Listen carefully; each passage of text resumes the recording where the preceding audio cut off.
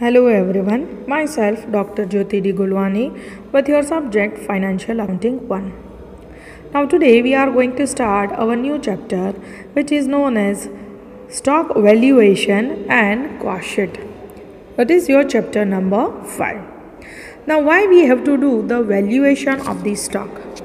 Each and every company is calculating their stock, that at which price they have purchased their stock, as well as at which rate they have sold their goods, and at the end of the year what is the remaining amount of the stock, so that they can go further into the next month or into the next year with the remaining stock. Now there are different kinds of method for the calculation of the stock.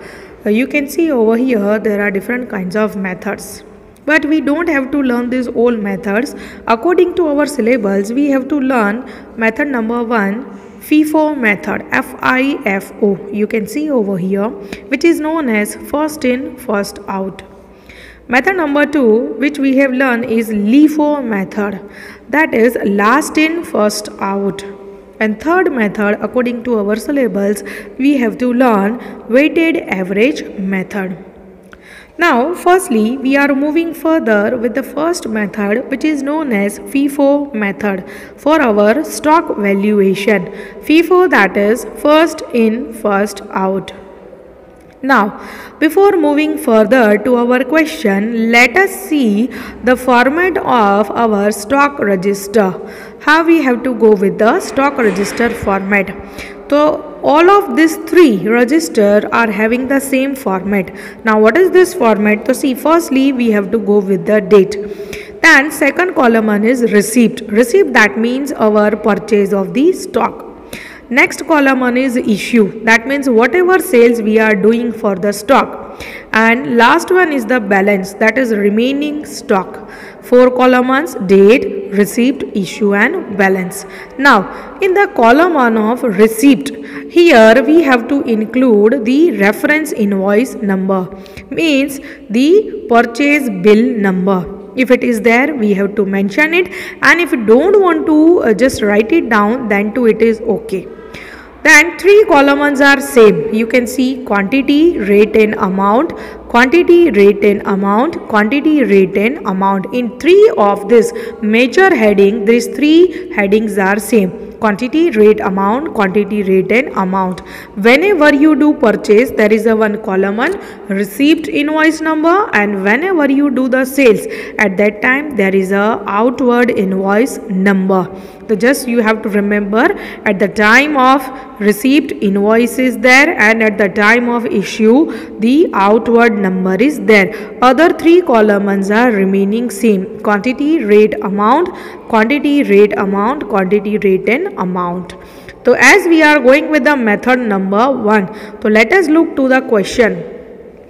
The following is the receipt and issue of a certain material in a factory for the quarter ending on 31st March 2008.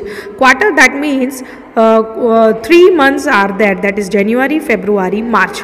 Then next quarter will be April, May, June. The next quarter is July, August, September and so on. Quarter, that is combination of 3 months. Now, here opening balance is given for the month of January 2008. 1st January, opening balance 20 kilograms at rupees 2. Then January 4th, issued 10 kilograms. Then February related transactions are there. That is February 1st, purchased 30 kilograms at 2.5 per kilogram. Then February 6th, issued 20 kilograms. Again 28th February, issued 10 kilograms. March 4th, purchased 20 kilograms at rupees 3 per kilogram. March 16, issued 15 kilograms. These are the what transactions related to our purchase and issue. Just we have to record them into our ledger. How we have to record, that I'll teach. Then from the above mentioned information, you are required to prepare stock register, assuming that prices on FIFO method and state the value of stock on 31st March 2008. Clearly here it is mentioned that we have to go with the FIFO method, first in first out. Means what? Whatever stock will come first, जो भी stock पहले आएगा it is sold first. जो भी हम पहले खरीदेंगे तब जब हम बेचने जाते हैं स्टॉक मार्केट में तो उसको पहले बेचना है. In short first in first out. Whatever will come first we have to sell it first. तो let us start with the January 2008 फर्स्ट. What is written over here? Opening balance 20 kilograms at ₹2. So now you can see in our format, here we have to write down the year in date 2008, January 1st is there, this is your balance. Now 20 kilogram was at ₹2. So see in quantity, why it is received, it is your opening balance and you have carry forwarded it from the last month. तो ये opening balance है, ये always आता है into receipt. तो receipt में 20 kilograms at ₹2, इसको multiply करो तो amount कितनी आती है 40. Mind well, opening balance always comes into the receipt. Now January 4th issued 10 kilograms. आपने 10 किलोग्राम बेचा है. अब देखो किस में से चेक करना है आपके पास कितना सामान पड़ा था. रिसीप्ट, आपने ये बिजनेस चालू किया from 1st January. 20 kilograms were there.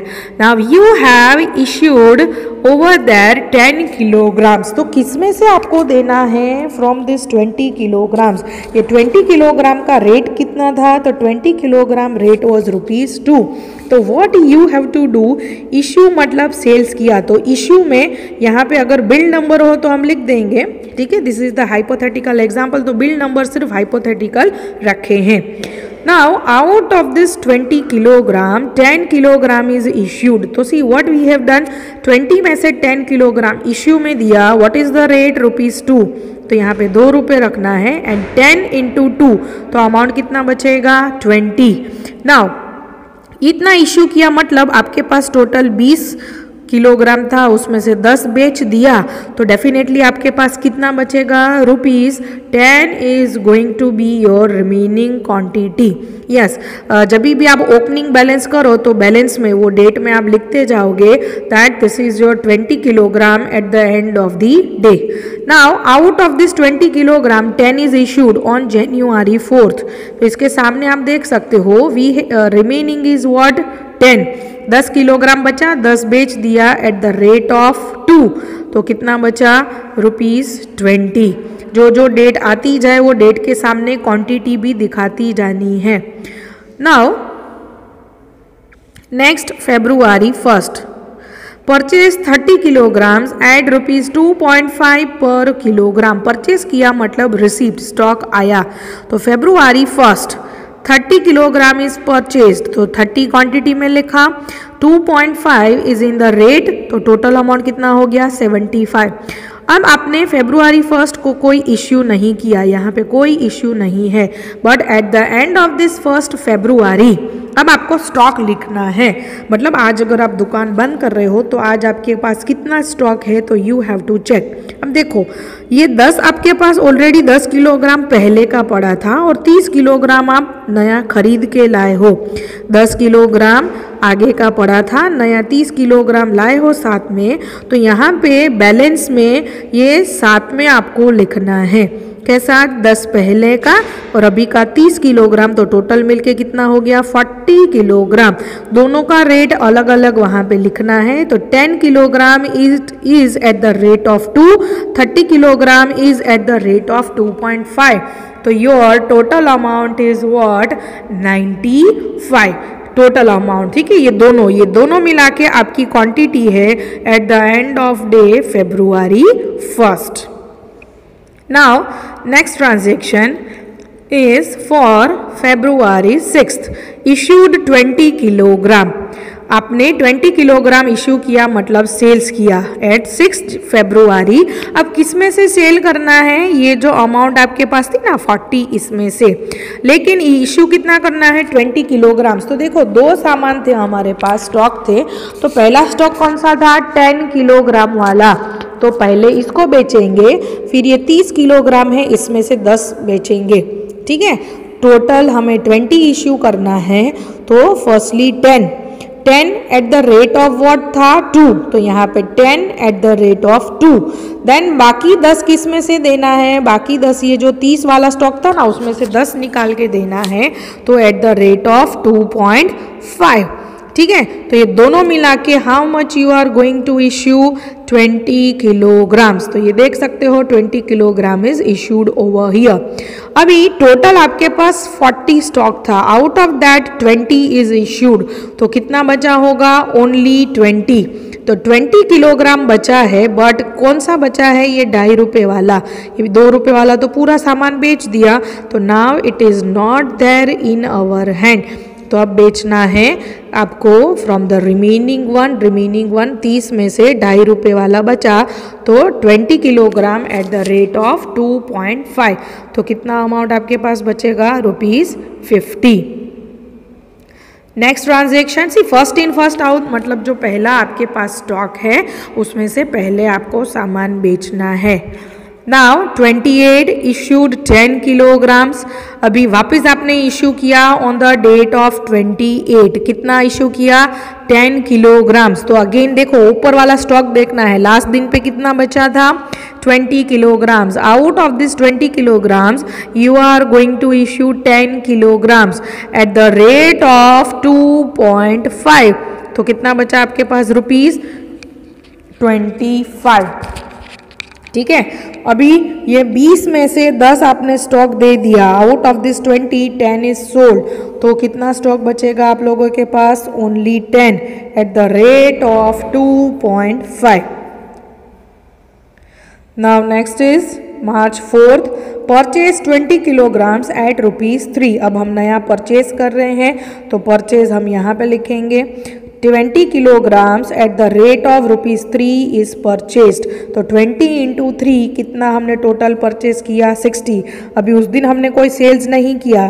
Now at the end of that day we have to mention the stock. तो स्टॉक कैसे मेंशन करेंगे, लास्ट 10 किलो है वो लास्ट नाइट पे बचा था, तो 10 एट द रेट ऑफ 2.5।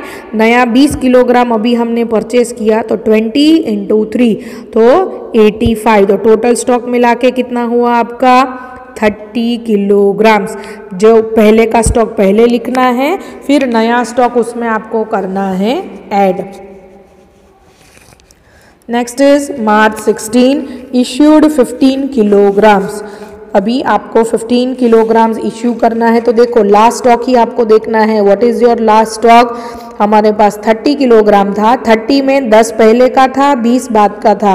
तो फर्स्टली इश्यू दैट 10, वो 10 पहले दे दो 2.5 रुपये वाला, अब कितना देना है, 5 3 रुपये वाला दे दो, तो टोटल आप कितना इशू करोगे, 15। 2 स्टॉक थे हमारे पास माइंडवेल, एक 10 किलो था, एक 20 किलो था। जो 10 किलो था 2.5 रुपये वाला वो पहले इशू कर दो, फिर ये 20 किलो में से 5 किलो इशू कर दो। टोटल कितना सामान बेचना है, 15 किलोग्राम्स। अभी balance at the end of the day कितना बैलेंस बचा वो चेक करना है।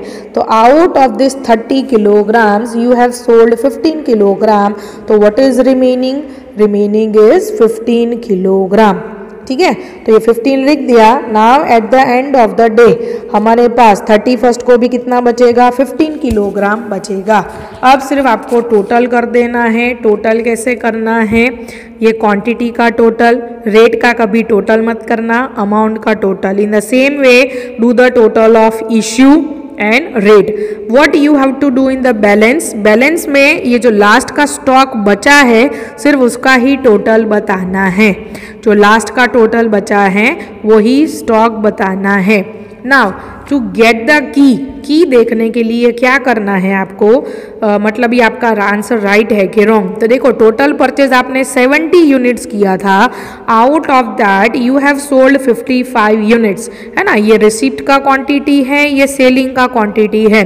तो 70 माइनस 55 तो आपको मिलेगा यहाँ पे 15। ये है आपका आंसर। वेरीफाई कर लो, 70 माइनस 55 तो आंसर मिलेगा 15। If your answer is right तो आपको ये की मिल जाएगा, की नहीं मिला तो answer is wrong. Now in the next video we will go with the next question. So till then stay tune, good bye.